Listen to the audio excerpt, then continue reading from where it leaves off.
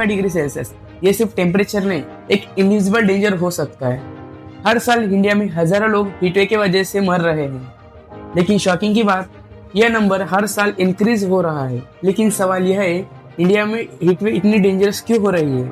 अगर कल temperature 50 degree Celsius तक पहुंचे तो क्या हम इसमें सर्वाइवल कर पाएंगे? वीडियो इन तक जरूर देखना, क्योंकि वीडियो के लास्ट में मैं बताऊंगा कुछ ऐसे सर्वाइवल टिप्स जो लिटरली आपकी लाइफ सेव हो सके। सबसे पहले समझते हैं हीटवेव होता क्या है।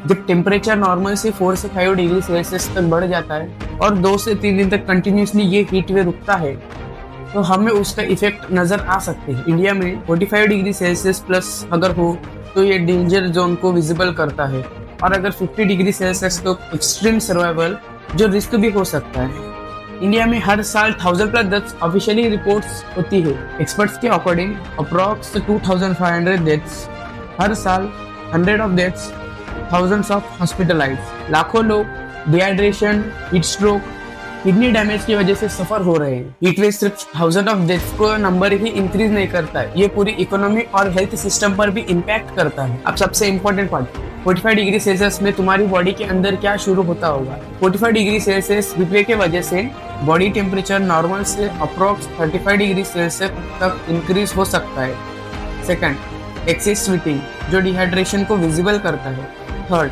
ब्लड थिक होने लगता है। फोर्थ, हार्ट को एक्स्ट्रा पंप करना पड़ता है। एक्सट्रीम केसेस के according brain damage, organ failure, heat stroke जो सीधा डेथ को इन्वाइट करता है। जब बॉडी खुद को कूल नहीं कर पाती तब बॉडी का सिस्टम शटडाउन होने लगती है। हीटवेव बढ़ने का मेन रीजन क्या है? क्या क्लाइमेट चेंज जो ग्लोबल टेम्परेचर इंक्रीज करता है, या फिर कंक्रीट सिटीज हीट ट्रैप करता है, रात में भी ठंडक नहीं मिलती, ट्रीज कम होना नेचुरल कूलिंग सिस्टम को एक्स्ट्रा स्लो करता है? यानी प्रॉब्लम सिर्फ नेचर नहीं, हम खुद भी उसका रिस्पॉन्सिबल है। अब सबसे इम्पोर्टेंट सवाल, अगर हीटवेव इतना डेंजरस है तो हम खुद को कैसे सेव कर सकते? क्योंकि सच है, हीटवेव से मरने वाले लोग अक्सर प्रिपेयर्ड नहीं होते। सबसे पहला रूल, दोपहर 12 बजे से लेकर 4 बजे तक बाहर जाना अवॉइड करो। यह वो टाइम होता है जब सन अपने पीक पर होता है और बॉडी सबसे फास्ट ओवरहीट होती है। दूसरा, जो लोग इग्नोर करते हैं, प्यास लगे या ना लगे पानी पीते रहो, क्योंकि जब तक तुम्हें प्यास लगती है तब तक बॉडी ऑलरेडी डिहाइड्रेट हो चुकी होती है। सिंपल पानी के साथ नींबू पानी या ORS भी लाइफ सेवर हो सकता है। तीसरा, इस सिचुएशन में कपड़े भी मैटर करता है। डार्क और टाइट कपड़े हीट अब्सॉर्ब करती है, इसीलिए लाइट कलर्स और लूज कॉटन क्लॉथ्स यूज करें। चौथा, घर के अंदर भी सेफ फील मत करो। वेंटिलेशन जरूरी है, खिड़कियां खुले रखो, हवा को सर्कुलेट होने दो, वरना रूम एक हीट ट्रैप बन सकता है। पांचवा, डायरेक्ट सनलाइट अवॉइड करो। अगर बाहर जाना ही पड़े तो कैप, गमछा या अम्ब्रेला का यूज करो।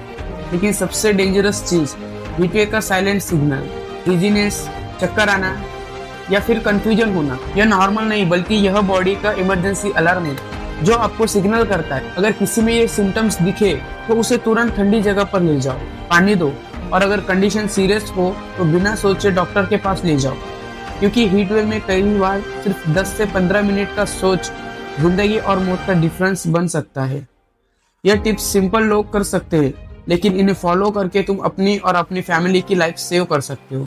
और अगर तुम्हें लगता है ये इन्फॉर्मेशन इंपॉर्टेंट है तो इस वीडियो को अपने फैमिली मेंबर्स या अपने फ्रेंड्स के साथ शेयर करें। हीटवेव की कोई फ्यूचर थ्रेट नहीं है, ये ऑलरेडी हमारे सामने है।